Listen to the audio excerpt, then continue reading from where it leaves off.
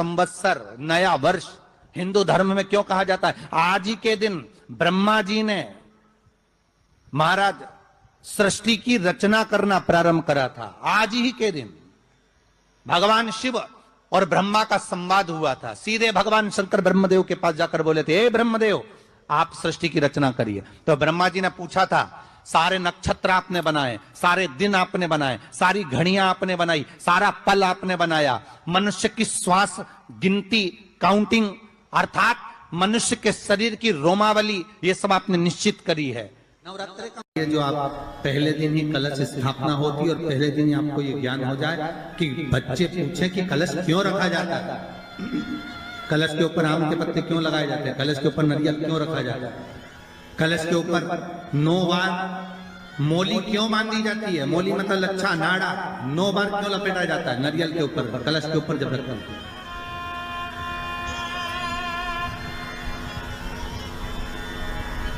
कलश के ऊपर जब जब श्रीफल रखाता है, नारियल रखाता है, तो उस पर 5 बार 7 बार मोली नहीं लपेटी जाएगी, तो 9 ही बार लपेटी जाएगी। 5 या 7 बार लपेटते हैं तो कहते हैं कि लक्ष्मी की छिन्नता होती है, और वो 9 बार लपेटी जाती है तो भरपूर लक्ष्मी का भंडार भरती है। क्यों क्यों कहते हैं उसे? भगवान कुंभ का निर्माण कर रहे हैं, भगवान कलश का निर्माण कर रहे हैं, और भगवान स्वयं ब्रह्मदेव कर रहे हैं कि आप ऐसा निर्माण कर दो जिसमें 33 कोटि देवता स्वतः विराजमान हो जाए। तो भगवान ने उस कलश का निर्माण कर दिया। अब कलश का निर्माण करा तो स्वयं भगवान ब्रह्मदेव बोले, प्रभु इस कलश के अंदर मेरा स्थान कहां है, मेरा स्थान कहां है?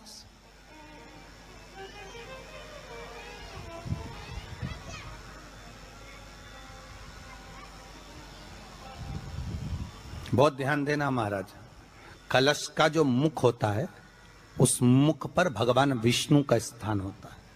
किसका स्थान है? भगवान विष्णु का। थोड़ा सा नीचे आओगे, जहां से कलश का मुख दबा हुआ होता है, वह जगह भगवान स्वयं शिव की होती है। किसकी जगह है? भगवान शंकर की। कलश का अग्रभाग, नीचे का भाग जहां से फैला हुआ होता है, वहां ब्रह्मा का आधिपत्य स्थापित होता है। फिर कलश का जो नीचे का भाग होता है वो भगवान शिव और शक्ति का स्थान होता है। कलश के बाहरी भाग में, जहां पर बाहर का हिस्सा होता है, उस कलश के बाहरी भाग में 33 कोटि देवताओं को भगवान शंकर ने लाकर विराजमान किया होता है। महाराज भगवान शंकर 33 कोटि देवताओं को निमंत्रण देकर उस कलश में विराजमान कर दिया। कितना सुंदर लिखा है देवी भागवत के अंदर कि जहां कलश की स्थापना होती है उस जगह पर किसी देवताओं को बुलाने की जरूरत नहीं होती। 33 कोटि देवता उस जगह पर स्वतः विराजमान हो जाते हैं स्वयं। भोजपुरी संस्कृति के सार छठी माँ। 33 कोटि देवता उस जगह पर स्वतः विराजमान हो जाते हैं स्वयं। 33 कोटि देवता स्वयं वहां विराजमान। नवरात्रे एकम से प्रारंभ नहीं होते, अमावस्या की रात्रि से प्रारंभ हो जाते, इसलिए उसको कहते हैं नवरात्रे। क्योंकि नवमी के दिन माता जी का विसर्जन हो जाता है, जवारों का विसर्जन हो जाता है, व्रत करने वाले कन्या पूजन भोजन भंडारा कराकर विराम दे देते। तो नवमी की रात्रि उसमें नहीं जुड़ा पाती, उसमें रात्रि अगर जुड़ती है तो ये अमावस्या की रात्रि से जुड़ना प्रारंभ होता है, तब जाकर वो नवरात्रि पूर्ण हो पाती है। पितृलोक में पितृ जैसे निवास होकर भी इंतजार करते हैं। 4 नवरात्रे हैं तो 4 ही श्राद्ध हैं। आज मौनी अमावस्या है, श्राद्ध का विराम हो जाता है और कथा अर्थात नवरात्र प्रारंभ हो जाते हैं दूसरे दिन। तो यहाँ शास्त्र कह रहा है जैसे हमें प्रतीक्षा रहती है कोई अच्छे कार्य की, कि घर में कोई शुभ कार्य हो, घर में कोई अच्छा आयोजन हो तो अपने को आनंद होगा, प्रसन्नता होगी। उसी तरह हमारे जो पूर्वज चले गए, जो पूर्वज चाहे वो अधोगति में गए हों, चाहे वो देवगति में गए हों, चाहे वो पितृलोक में निवास कर रहे हो, तो जितने भी पितृलोक में निवास करने वाले पूर्वज होते हैं वो भी ये विचार करते हैं कि हमारे घर के वंश द्वारा, हमारे वंशजों द्वारा कोई ऐसा सत्कर्म हो जिससे हमारे जीवन की वितृप्ति हो और हमें आनंद की अनुभूति हो। और ध्यान दीजिएगा महाराज, आपको चैत्री नवरात्र का स्मरण होगा, आपको शरदी नवरात्र का स्मरण होगा, पर जो आषाढ़ में और माघ में जो नवरात्रे पढ़ते हैं इसका एक आनंद ही दूसरा रहता है। बस इतना जरूर होता है कि दुनिया के लोग वो जो नवरात्रे होते हैं उसमें कलश की स्थापना भी करते हैं, देवी का पूजन भी करते हैं, अर्चना भी करते हैं, मंदिरों में भीड़ भी रहती है और खूब प्रेम से माता का जगराता वगैरह सब होता है। पर ये जो नवरात्रे हैं, 2 गुप्त नवरात्रे, इनका लोगों को स्मरण नहीं था। वो तो धीरे धीरे ये टीवी चैनल के माध्यम से कथाकारों ने, वक्ताओं ने स्मरण कराना जब चालू करा, धीरे धीरे बताना, मार्गदर्शन करना जब चालू करा, तब लोगों को ज्ञात होता गया कि कोई गुप्त नवरात्रा भी होता है, उसमें भी देवी की आराधना होती है। ये चारों नवरात्रे अलग अलग अवस्था के हैं, अलग अलग सुख के हैं और अलग अलग आनंद के। आपके घर में पितृदोष है, आपको ऐसा महसूस होता है, तो किसी भी नवरात्रि के पहले जो अमावस्या पड़ती है, जिस दिन अमावस्या रहे उस दिन चावल की कटोरी में एक कपूर का टुकड़ा रख दीजिए, छोटा सा, और कपूर का टुकड़ा रखकर उस कपूर को दरवाजे के बाहर कटोरी में ही, चावल रखी हुई कटोरी में ही उसको पितरों का स्मरण कर कर जला दीजिए। और जलाने के बाद उस चावल को कहीं भी किसी भी वृक्ष की छांव में पक्षियों के लिए डाल दीजिए। शिव महापुराण की कथा कहती है, अगर मान लो पितृ आपको कष्ट दे रहे हैं, पितृ आपको तकलीफ दे रहे हैं, कोई काम नहीं होने दे रहे हैं, या कहीं आपको ऐसा लगता है कि पितरों का दोष है, तो वो पितृ दोष देवी, अब ये जो आप करेंगे ये कब कर रहे हैं? अमावस्या के दिन आप उसको रख रहे हैं, अमावस्या के दिन उसको रखकर रात भर आपने रखा कपूर के साथ में, सुबह एकम पड़ गई, नवरात्रि लग गई, उसी दिन उसको जलाकर आपने पटक दिया।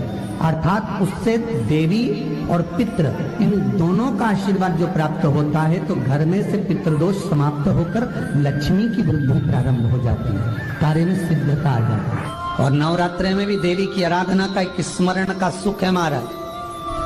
ज्योत का विधान है, नवरात्रि में देवी की ज्योत लगती है, अखंड ज्योति लगती है, जवारे बुआए जाते हैं, कलश लगता है।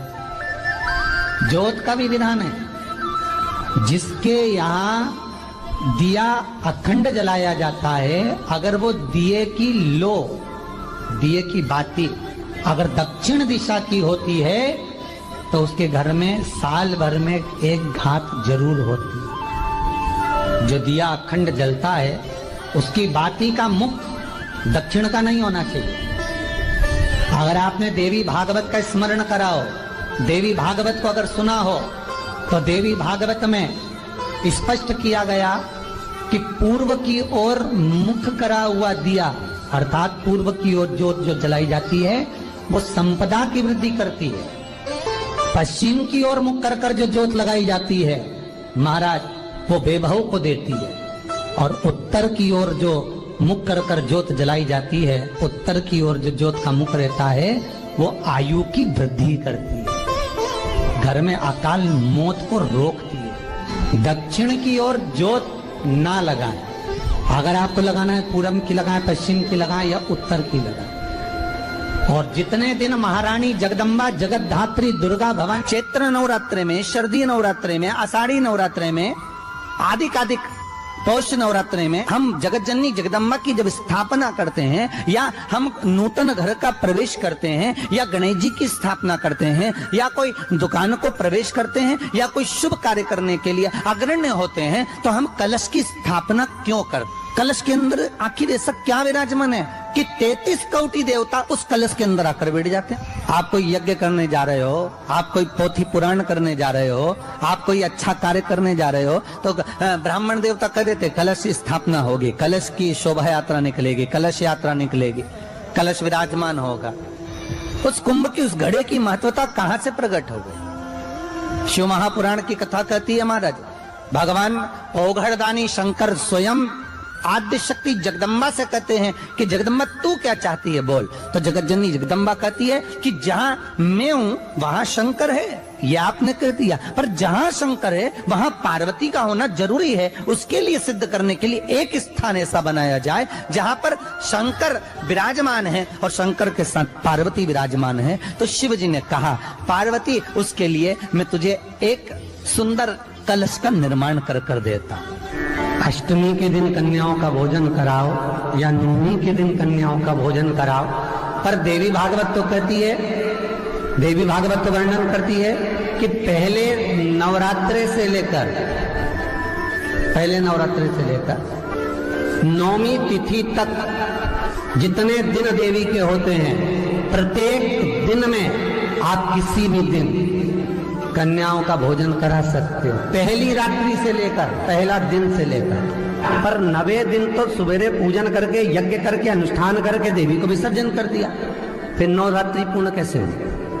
नवरात्रि की पूर्णता होती है अमावस्या की रात से गिनी जाती है। कौन से दिन से गिनते हैं? अमावस्या की रात्रि, फिर एकम की रात्रि, फिर दूज की रात्रि, ऐसे गिनते गिनते अष्टमी की रात्रि तक और नौमी के दिन सुबह तक या दोपहर तक या शाम तक, जब तक आप यज्ञ ना करें तब तक ये 9 रात्रियां पूर्ण गिनी जाती है महाराज देवी भागवत के हिसाब से पूर्णता। अब हमने कन्या भोजन का जो क्रम बनाया, अष्टमी के दिन करा देंगे, नौमी के दिन करा देंगे, इस तिथि को करा देंगे, पर भाव देखिए।